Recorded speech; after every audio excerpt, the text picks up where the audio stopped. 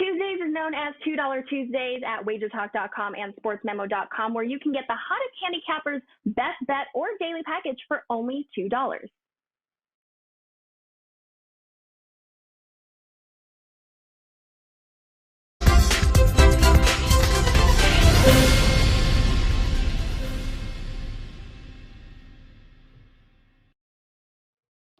All right, guys, here we go. Welcome into this May the 4th, 2021. Of course, May the 4th be with you here. Time for another edition of the NBA Tip-Off Show, powered by WagerTalk.com. Inside of 2 weeks left, guys, in the regular season. Then we got play-in games, playoffs, a lot going on here, including 7 games tonight, of which we'll break down 4 for you. Plus, we'll have a couple of best bets. You know, an angle of the day, but we're going to include the Pistons in Charlotte. We're going to talk a little Brooklyn Nets, Milwaukee Bucks, how about Heat, Mavs, and, of course, Golden State, New Orleans, round 2 here for today's show. And who better to do it with than these 3 gentlemen? There he is, wearing the purple, yellow, to gold. There he is, Ski Prophet in the house. Wonder who he's repping here. In the middle, there he is. He's back, the Godfather, Teddy Covers. And, of course, would not be a Tuesday without our good friend Tony Mahia in the house. Gentlemen, crunch time here in the NBA as the final 2 weeks of the season is upon us. Ski, my friend, you went hell no Lakers last night. But I can tell by the outfit they won. They covered, even though it was like watching 1988 basketball over again. How did you do last night? What do you got going on now at WagerTalk.com tonight? Yeah, that gave me a sigh of relief. Let me be able to breathe again. And yesterday, I went 2-2 in the NBA, and I went 3-0 in MLB. So profitable day overall, and I look to have more success in the NBA today. That's what it's all about, man. In the positive. And Teddy, my friend, welcome back. Been a week since we last saw you. So what's been going on with you? And more importantly, what do you got up at WagerTalk and Sportsmemo.com? So we won last night in the NBA with the Wizards. That was my only NBA release for Monday, and that was nice. Pretty easy with Washington last night, and the run continues. I mean, the NBA's been good long term. This last week wasn't one of my better weeks, unfortunately. But yesterday was just fine, and I'm locked and loaded with a pair of NBA winners for tonight, including the Brooklyn-Milwaukee game that we're about to talk about. All right, good stuff there. It's going to be fun, and I certainly hope I know Ski and I didn't, but if you had the over in that Washington game, congratulations. My word, unbelievable. Maybe the Lakers should have took a page out of that and borrowed some of those points. What's going on, Tony Mahia? How you been, brother, man? And what do you got going on at WagerTalk.com tonight?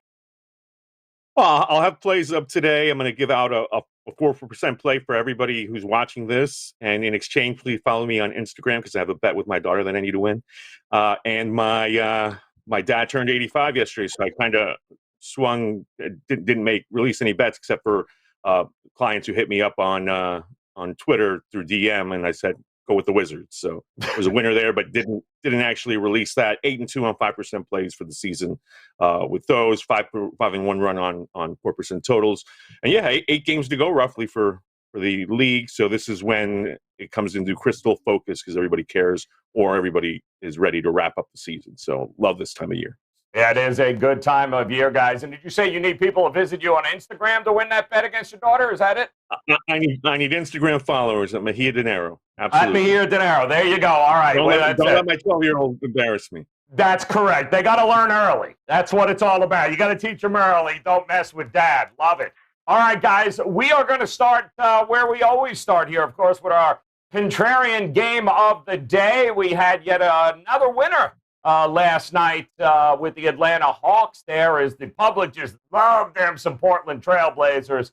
Hawks get the job done. We've got a similar situation here where the public is absolutely all over one side, and that is, of course, the Charlotte Hornets on the road taking on Detroit. However, that line, and it's gone the other way, opened up at, I'm seeing 6.5 originally for Charlotte. Then the injuries came down, but that's moved all the way down to 4. So the Pistons not getting a lot of tickets or money, but they are certainly getting the love in the market. So somebody likes Detroit here tonight, Ski. So do you agree with the market move, and do you think there's any value backing the home dog in a contrarian role here?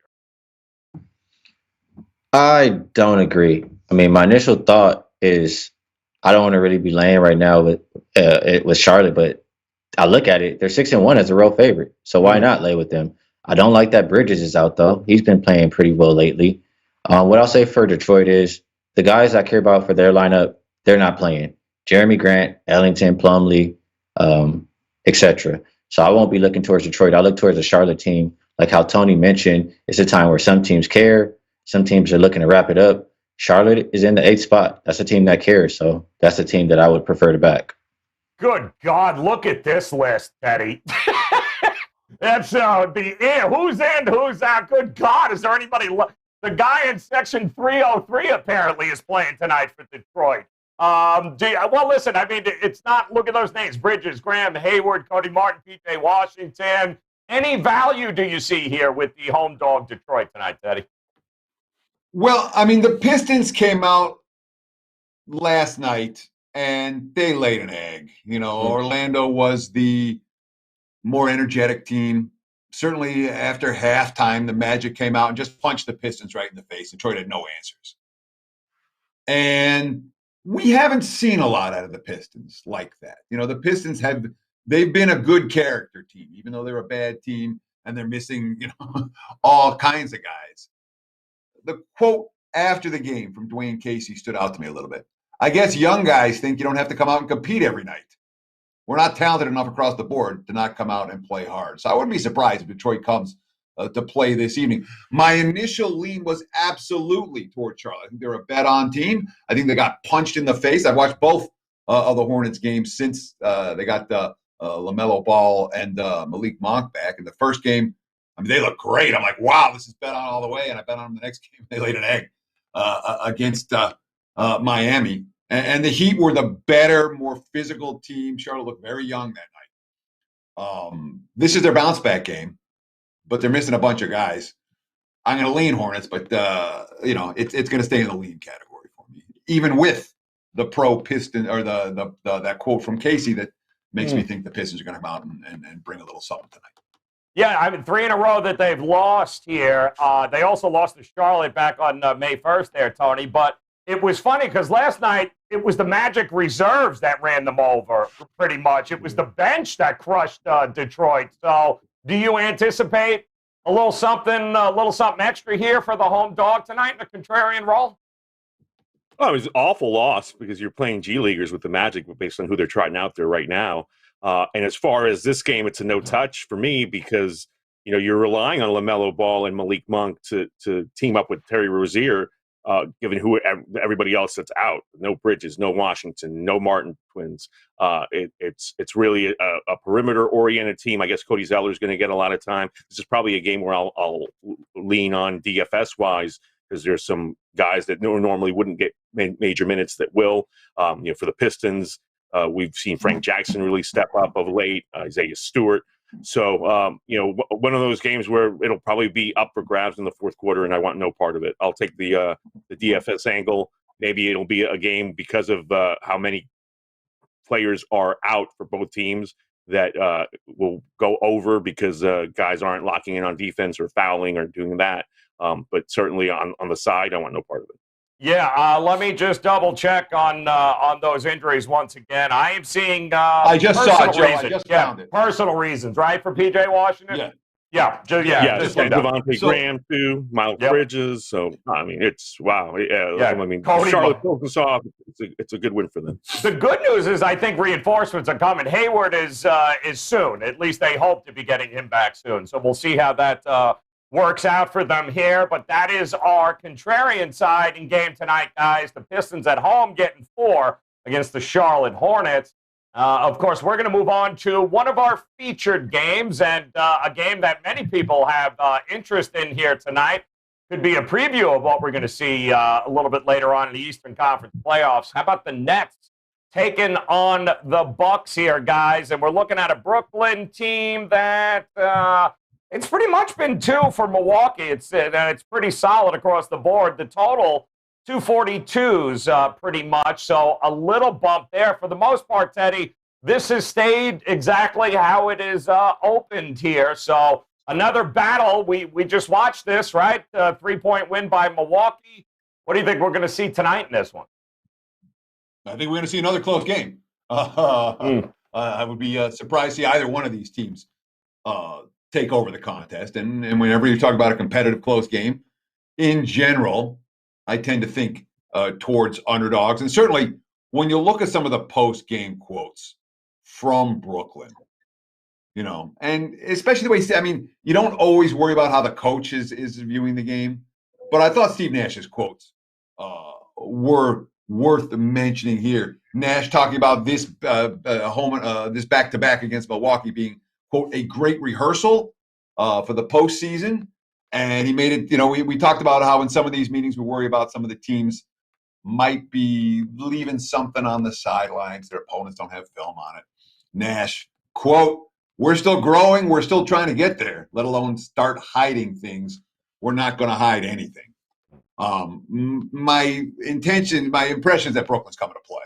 And in these matchups, again, where you have the two teams playing 2 straight games in the same venue, and the teams are evenly matched, we talked about this all year. You look to take the team that lost that first meeting. And, great game on Sunday. Wouldn't be surprised to be a great game tonight. But if I'm playing, I could only look at the Brooklyn side in this one, especially given the Bucks' season-long struggles. And I know they won on Sunday against the Nets, but they're 10-21 ATS this year, counting every game in all roles other than -7.5 or higher. So Milwaukee's been beating the weak. They have not been as good against the strong. I would look to Brooklyn to get their revenge this evening. It's going to be a hell of a game there, Tony. Brooklyn 8-4 against the number in their last 12. And they've done pretty good against Eastern Conference teams, but Kevin Durant missed that 3 at the buzzer, would have sent it to overtime. What do you think we're going to get in round 2 here? Well, I didn't want to see OT on Sunday because I had the under, so that held on. But I had Brooklyn plus 2.5, so split on that. I had more on the under than the side, so it was what it was. But yeah, I'm expecting to see another competitive game, which to me I think means that we'll see defense played in the second half. So maybe a first half over, full game under combination type deal. But yeah, look, one of the best highlights from that game was Giannis blocking Kevin Durant. You rarely see that. You've got Drew Holiday to defend Kyrie Irving, so that's a great matchup as well. Ultimately, I think, we'll get a playoff feel in the fourth quarter, and hopefully that total stays down around 235-ish. So that's where I'm headed there. It's going to be interesting, right? A couple of 40-point, performances we saw there in that game. Ski, I'm wondering how you're approaching this one. Total, prop, you go inside. What do you think we're going to see here? Yeah, a lot of good stuff said by the two gentlemen before me. I tend to agree with the thought process that Teddy said. After the team lost the first game, we're going to look to back Brooklyn. I see Teddy down there cheering because I say I agree with Teddy. But I'm going to look to back Brooklyn. They're pretty good versus competition in general. And when it comes down to it, I really don't trust. I like how they've been using Giannis more lately, but I don't trust Milwaukee in the fourth quarter. And I just think it's a game that Brooklyn has to have, to shut down all Milwaukee's confidence going into the playoffs. It's a team that they could possibly play. So I'll lean towards the Brooklyn side. I think I like a Joe Harris prop in this one. He didn't have a good game last time out. He was 1 for 5. But Milwaukee, the 5th worst team defending the perimeter, and Harris, the best 3-point shooter as far as percentage goes. Shamet had the big day last time. Maybe they pay him a little more attention in this one. And Harris can go over 12.5 points. It's either 2.5 3-pointers or 12.5 points. And I think maybe he can get to the free throw line or get a couple layups. So I like the 12.5 points for Harris in this one. Like that. Yeah, the 2.5 threes, it's always the number they put at him, and he always ends up going over it. So it cracks me up here from the prop market, guys. But that's going to be one hell of a game here tonight. Brooklyn taking on Milwaukee. We're going to take a ride to South Beach here to look at the AAA as the Miami Heat will be taking on the Dallas Mavericks tonight. The Heat open up this game right around 3.5 points as a favorite on their home court. Pretty much 3.5 across the board here now. 215.5 for a total. So, Tony Mejia, I'll come to you first here, my friend. Interesting matchup. We saw this, maybe a first meeting of this, where it was a little bit slower paced. What do you think we're going to see from these two teams here tonight? You think Miami gets it done at the AAA? This is my best bet, so I'm going to break it down at the end in full detail. Let me wrap up our Brooklyn-Milwaukee thing by saying that the Nets have lost 3 games in a row only once this season. So if they fall tonight, it would be their second 3-game losing streak of the season. That might be motivation or not. I want to see James Harden with that team. But as far as, especially now that we're coming down to the crunch time, as far as this Miami-Dallas game, like I said, I'll break it down a little more, but this is one of those matchups that I think means a lot to the Heat. They circle certain games that they need to get up for. 2-day break after this too, where they'll play the Timberwolves next, and then they go on the road to play Boston. So this is a game that you should see Eric Spoelstra's team really get after it defensively. So I'll hint on that. I love it. Just a side note here, Oladipo not playing in this game. Just in case you were wondering, there's a hell of a trade that's going to go down as brilliant there. But talk to me. 5-1 straight up in their last 6 at home at the AAA. Ski, what do you think about Miami Heat? Come on. I'm just double checking here. The last time they played, Dallas won. Yeah. And I want to say Jimmy Butler had a terrible day. So honestly, as much as you've been dogging my Lakers, I want to find some kind of way to dog your Miami Heat in this segment. But the Mavericks, I just feel like, all right, so the Mavericks shot, 17% from 3 in their last game. I think they're going to shoot a lot better tonight. And we have the Miami Heat team who shot 50% like 3 games in a row. So I think they're going to regress. And we have a Dallas team that's won 6 of 8. I would trust them to keep it close in a tight game versus Miami tonight, plus the 3.5 points. I would take the points and rather than money line.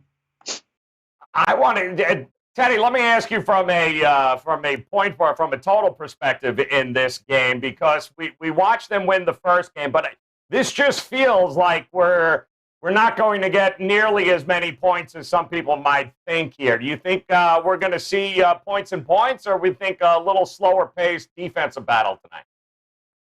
Well, I mean, the first meeting they got to 176, and it's not the only game that these two teams have played. In fact, you go back the last 7 meetings, 3 times the winner failed to get to 100. So it's not like they've been playing these up-tempo affairs at all when these two teams have been up. And again, they're under cashed by 49 points when these two teams met the first time. All that said, have you watched? I mean, Miami, the last week or so, they've been pushing pace. They really have. And we saw it in the game against Cleveland. We saw it in the game against Charlotte, where the Heat were really looking to take advantage of every transition opportunity they had. And lo and behold, very quietly, way underneath the radar, Miami 6 straight overs. Yeah. That might be a streak worth riding. It sounds like I'm against Tony on this one. I don't like being against Tony on Miami Heat totals, but I lean over between the Heat and the Mavs. Yeah, the last 13 between these guys, 9 of them have gone to the under between these two squads. The second and fourth slowest teams as far as pace goes as well. So it'll be interesting to see where this goes tonight at the AAA Arena while we head to our overtime game here tonight. And if there's a few absolutes in this world, and one of them is if the New Orleans Pelicans and Golden State Warriors are playing, there is a very good chance they are going to be in this overtime segment. Oh, look at that. There they are. Look at round 2 here between the Warriors and the Pelicans here. Opened up at 234.5. And the interesting part here, Ski, and I'll come to you, is that it has not moved. And we have seen totals with these two teams pretty much from a market perspective go all over the place all year long. It is locked in at 234.5. So over or not for you, or you think there's some value in the under here? It's kind of a tough call. Both teams have really been trending under. I want to say 5 of the last 6 for New Orleans and something similar for Golden State. So the pace that both teams usually play with does scare me, but it looks like they've been playing a little bit of defense lately. And in a game like this, it's probably going to, like, New Orleans playoff life is kind of on the line, and Golden State still trying to get it up there in the standings. So I think it'll be a little bit more defense, especially after seeing each other the previous time. I mean, the last game went under too, so I think I would lean under here, but I'm not going to lie, the pace does scare me, potential pace. Yeah, I mean, Teddy, they shot 20% from deep, the Pelicans, last night. I believe it was just one guy had made more than one three-point shot in the game. That's not going to get it done. These two teams, believe it or not, have actually done a pretty good job for the last 5 of hitting the under. It hit under last night. What do you think is going to happen tonight? Well, yeah. So New Orleans was 5 of 25 from three-point range, which is obviously well below what we would expect from a normal Pelicans game. At the same time, it was one of those games that Steph Curry was hitting everything, and the Warriors shot 54% from the 53% from the floor and hit 17 3-pointers. And between the two teams, they were hitting from the free throw line as well. So there weren't a whole lot of missed scoring chances or missed scoring opportunities. And of course, this game's going to be played with pace. We can expect it to be played with pace. But to get over a total like this, you need kind of 3 things. All right. You need pace, and Indiana, Washington had that last night, for example, for the high total. You need the offensive efficiency, and you need some points being scored with the clock off, unless you're getting into 290s, unless you have a true game with no defense like a Washington, Indiana last night. I don't expect this game to be that game at all. And again, when you shoot as well as they did, and everything but New Orleans three-point shooting was on par in that first meeting, the game still stayed under. I'm no rush to bet this one over. If I had to play it, I'd play under as well. Yeah, it was the name that popped out to me, especially coming off of that performance against Memphis, was Lonzo Ball, who was he couldn't hit water if he fell out of a boat last night. Zion got his, but Zion's just a little too young to be able to carry an entire team here, Tony Mejia. So he needs Ingram, he needs Ball. They got to combine tonight. Are they going to be able to hit the over in this one against Curry and company? I mean, it's a shiny object type thing. I mean, if you see Steph Curry and Zion Williamson out there, you're expecting points. The under is actually 5-1 in New Orleans' last 6 games, 6-2 in Golden State's last 8. So from that standpoint, you have to bet the under. But at the same time, Kelly Oubre may be out tonight. Steven Adams may be out tonight, and Lonzo Ball may be out tonight. And those are 3 of the better defenders that are going to be out on the floor typically. So, from that standpoint, if you look at the injury report and this number keeps dipping, it might be one of those over games. And then you, like Teddy said, hope to see a lot of foul calls. So to see Zion Williamson get a marathon to the free throw line, Steph Curry to get hot, hit at least 8 3-pointers. It's probably a no touch for me, but I'm definitely waiting to see who is in it and who is out of this game. If Lonzo's not playing, that's New Orleans' best perimeter defender, and that's really a lot of trouble against Steph Curry. Yeah, it's going to be interesting, but that total, guys, is locked in there, has not moved. I'll tell you what else is locked in, though. Best bets tonight, guys. Ready to rock and roll at WagerTalk.com. It's pretty simple. All you have to do is go to WagerTalk.com, click on Ski's page, go to Teddy Covers page, go to Tony Mejia's page, and go ahead, guys. Grab those best bets here tonight in the NBA. There's some MLB going on. There's a whole lot of stuff happening. No reason not to make it a profitable Tuesday night here with these gentlemen as they got their best bets ready to go. Just visit them right now at WagerTalk.com. It is best bet time, guys. Buzzer beater. Here we go. You know how it works. 60 seconds on the clock. We give them 60 seconds to do whatever the hell they want with. Usually it's Ski making fun of Teddy, Teddy making fun of Teddy. It's really a merry-go-round. But as long as they drop a best bet, we're good. So, Ski, you are leading off, my man. You running point on this. Talk to us. Where are you going tonight? Stay Toronto, and I'm going to fall down. Go ahead. You got it. Go. No, I just wanted to throw punches at you because how you been talking about Lakers. I'll leave Teddy alone. I'll leave you alone, too. I'm going to stick to player props for my best bet. I've been doing really well on player props, kind of reading it really well. So for tonight, I didn't hear Teddy read a quote, so I'll have a couple in his place. Looking at the Cavaliers game, all the Cavs players just pretty much frustrated with Colin Sexton. It says, various Cavs players still grow frustrated by the way Sexton dominates the ball, and opponents taunt them by saying during the games, he's not going to pass the ball. And then you have Colin Sexton responding, they say I can't be a point guard. Now, these next stretch of games, I'm going to go out there and show them I can do both, run the team and score the ball as well. I pretty much just take the criticism and run with it and just have them look crazy. So I've seen them do it once before when they talked about him. I'm going to trust them with Garland out of the lineup tonight. I think he's the one who's going to get the team going. Over 4.5 assists for Colin Sexton. That's great. Everybody's done there, right? Garland, Nance, Prince, Hartenstein, Della, everybody's out for Cleveland. So I love that, and good job. Love that play. All right, Teddy, he backed off of you and I here, so that means the floor is all yours. 60 seconds. Let him have it, man. Go ahead. What do you got for us tonight?